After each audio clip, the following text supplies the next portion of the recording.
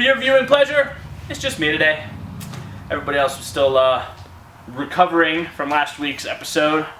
Yeah. Sorry, I missed that. That actually too many tipsy close-ups. That does actually sound like a good time. I'm gonna have to be here for that next one. Anyway. Well, we'll make that one the super drunken one. Yeah, I'm gonna apologize to Chris ahead of time for that. But thumbs up to Lap Band Bob ahead of time. All right, well, let's get right into the top 5. Coming in at number 5 this week, it is more of the Secret Wars tie-ins. It is Old Man Logan issue number 3. We get to see Apocalypse, which for those of you that saw, yeah, the Ivan Ooze. Yeah, Ivan Ooze Jr. Ivan Ooze looked cooler, and that is saying a lot because that movie's pretty campy. But this is awesome. We get Apocalypse. We get to see Old Man Logan throw down with Thors. We get to see Tony Stark. A lot of stuff starting to like unfold, and I think this is going to be a key issue into the resolution of Secret Wars. Because I think next issue, Old Man Logan might come face to face with Doom, and that's going to be sick. Anyway, so that's that. Don't miss that. Coming in at number 4 this week, what is actually issue number 7 of a series, but is part 1 of chapter 2 with not a whole lot of crossover from chapter 1 to chapter 2. It is Enormous, issue number 1, or 7, depending on how long you've been reading it. In a future post-disaster world, giant monsters, or monster versions of normal animals, roam all over the place, popping up and killing and decimating entire populations. So, small ragtag group of people escaped from Phoenix, and now they're trying to travel across the Arizona deserts, but there's more than just giant monsters out there waiting to eat them as they try and find an abandoned missile silo that they think might offer them some sort of safety. That's issue number 1. It's incredible. Foxy, I know you've been a long-time fan of this artist. Oh, yeah. Don't miss it.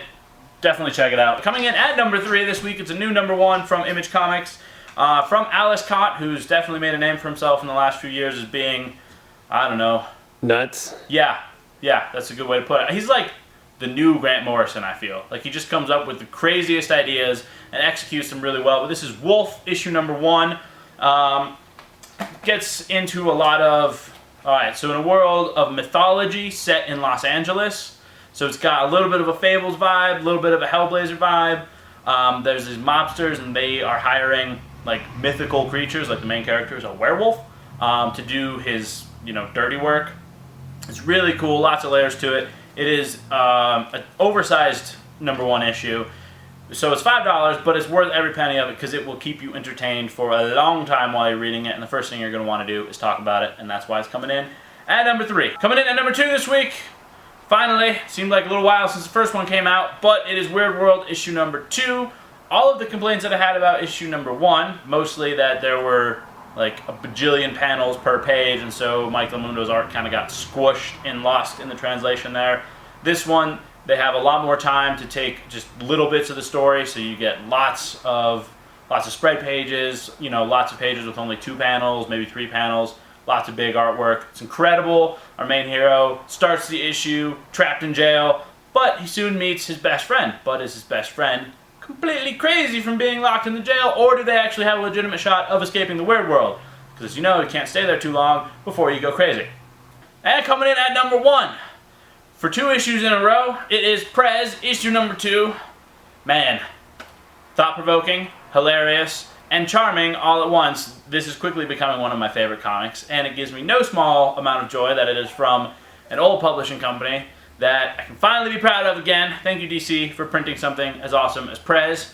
Corndog Girl, taking the world by storm. In this one, we get to see all of the sort of backroom bribes and the manipulation that the Senate goes through, because as we learned in the first issue, the general election was a deadlock, so it has to go to the House floor, where, bribes abound, and in the ensuing brouhaha, who will become the president, and what are the ramifications of that? Well, it's going to be Corndog Girl, because that's what this series is about. You don't know that! No, I do, because it's called Prez, the first teenage president. Yeah, no, it's definitely Corndog Girl.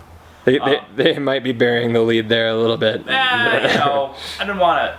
Oh, people always get on my case about spoilers. One time I don't try... Spoilers, that's the title of the comic. Alright, well, that's going to do it for our top 5. Yeah, the only people that lose out on this one are hardcover collectors, but everybody else that's a fan of comics totally wins on this, because not only could it have been our number 1 this week, but we gave it its own spotlight on our graphic novel spotlight, because it's just too dang cool. It is Fables issue number 150, also volume 22 of the graphic novel series. It is the epic conclusion. But how can it be both at once? It is not possible! No, it's incredible. We get, let's see here, what is that, like 20 artists? Look at that list. Look at that list of all stars. I'm really far behind on Fables, but, so I haven't read this one yet because, you know, spoilers, that's a thing. But, man, I'm really excited to get caught up. This, I feel, is like a must-own for any comic book library. It's incredible. Just flipping through it gets me so excited to read Fables. I'm sad that this series is over, but it's going to go down as one of the greatest series in comics histories. New York Times bestselling, nominated for 14 Eisner Awards. That just doesn't happen by coincidence. That happens because you have a top-notch book. Anyway. Also, this has a gatefold cover, which I will cut to now. Oh, yeah. I can try and hold it up. Yeah. All the stories get wrapped up. Ugh, it's incredible. I'm going to go home. I'm going to read some Fables right now. As you should, too. That's going to be it for the super awesome comic review show. Yeah. This week, at least. This week. Next week, we're going to be back with, you know, new comics, like we do. Maybe some previews watch. Maybe a special guest. Maybe a special guest. Maybe we'll be super drunk. Maybe. Well, yeah, hopefully. Always. Things to watch out Don't drink, for children. in the near future.